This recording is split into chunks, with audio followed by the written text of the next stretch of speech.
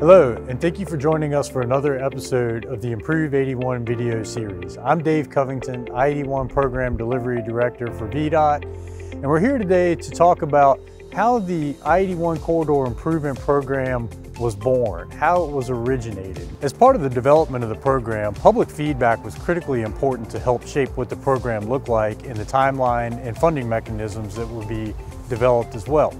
We held a total of 12 public meetings in each of the 3 construction districts along the corridor, Bristol, Salem, and Stanton.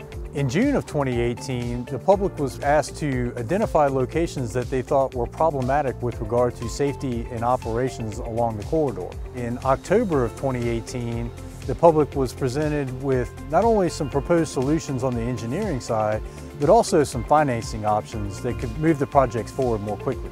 And now I'd like to introduce somebody who was critically important in the development of the I81 Corridor Improvement Plan, Ben Manell, Assistant Director of Planning at VDOT. Thank you, Dave. So how did the I81 Corridor Improvement Plan get developed? Well, we had to use readily available data that VDOT collects and maintains, including crash history, crash frequency, crash type. We also needed to look at traffic volumes, but we were also able to access real-time travel data and speed data along the interstate corridors, and we also were able to get incident-related data in terms of how long the incidents closed down one lane or more of the interstate.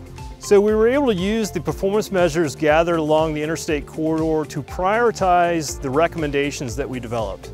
Those recommendations specifically addressed those underlying performance issues.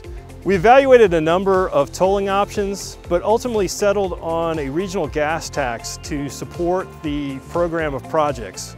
We were able to generate $2.2 billion worth of revenue over the life of the program to deliver the 64 projects that were ultimately amended into the 6-year improvement program by the Commonwealth Transportation Board. Thank you, Ben. We identified a lot of projects with a very heavy cost associated with it, greater than $4 billion worth of need along the corridor. So we looked at all of the data that Ben discussed and the ranking, and we were able to look at the cost of the projects and really draw that line at what can we actually deliver within the current funding scenario. But as we complete some of the large projects that are currently in the plan, we will start integrating some of those projects that were part of that $4+ billion originally identified and move those into the plan and start working on them so that we have a seamless delivery of projects. So how did we schedule the projects? We really focused on what could we deliver at a relatively low cost with a high return on that investment. And that really pointed to our operational projects.